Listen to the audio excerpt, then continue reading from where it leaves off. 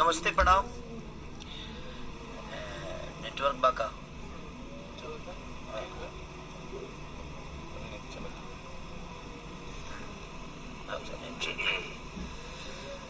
अचानक से लाइव आई नहीं ऐसे जे 2-3 दिन से बहुत परेशान रहनी है। रीजन की नेपाल के घटना से बहुत ज्यादा तकलीफ पहुंचल हमें भी, जो उनके में हमार कोनो गलती ना रहे और ओकरा बावजूद सब चीज हो गई। चली समय से पहले भाग से ज्यादा केहू के कुछ ना मिलेला और ए पर हम विश्वास हमेशा कैले बनी। और वही बीच में एगो हमार गाना रिलीज भइल वायरल म्यूजिक से आशिक, जवना के हम पुश तक ले ना कर पाऊनी और जवना के हम शूटिंग आर्मेनिया में कैले रहनी। वो गाना से बड़ा विश्वास भी है, लेकिन ठीक बा चीज होला। लेकिन वो लोग जितना प्यार देता नहीं आज एगो हमारा गाना भी रिलीज भइल बा आदि शक्ति से भी झगड़ा 100 मिलियन से ऊपर बना दी। 108 मिलियन एक महीना में। 108 मिलियन एक महीना में। मुझे लगता है कि आपका प्यार अगर नहीं होता ना तो शायद मैं इस दुनिया से कब के चला गया होता। 4-4 गाड़ियां को फूंक दिया गया, स्टेज पे इतनी सारी पंगे हुए, मुझे इतने कष्ट हुए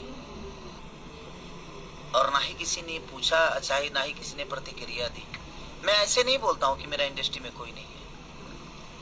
देखिए प्रोफेशनली इंसान को एक दूसरे से द्वेष रहता है, मैं समझता हूँ इस बात को कि चलो यार प्रोफेशन में हर आदमी एक दूसरे का दुश्मन होता है कि नहीं यार मुझे आगे रहना है, मुझे आगे रहना है। वो जरूरी भी है कि आपको कंपटीशन एक दूसरे को देना है तो भाई वो कंपटीटर के हिसाब से। लेकिन मुझे नहीं पता था कि हमारे भोजपुरी इंडस्ट्री की इंसानियत तक मर गई है।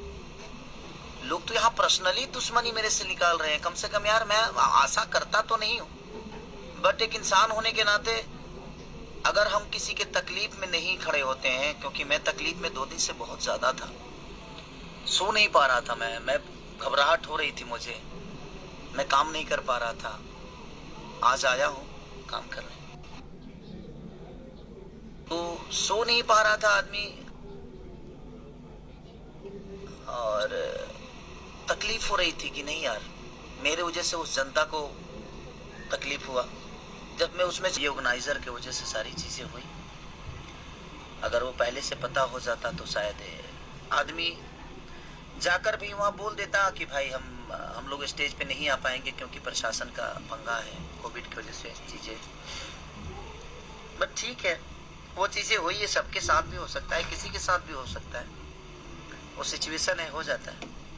बट एक चीज मुझे 2 दिन में समझ में आया कि भोजपुरी इंडस्ट्री अब मुझे नहीं चाहती है। प्रोफेशनली तो हर आदमी एक दूसरे का दुश्मन है ही यहाँ, बट मुझे तो पर्सनल लेवल पे ले लिया गया है और पूरी इंडस्ट्री 2 लोगों के अलावा। अमरपाली जी ने मुझे फोन किया था कि दिनेश लाल यादव जी मेरे बड़े भाई हैं, उन्होंने भी मुझे कॉल करके हमारा हाल चाल पूछा। विजय लाल यादव जी माननीय हमारे कवि जी,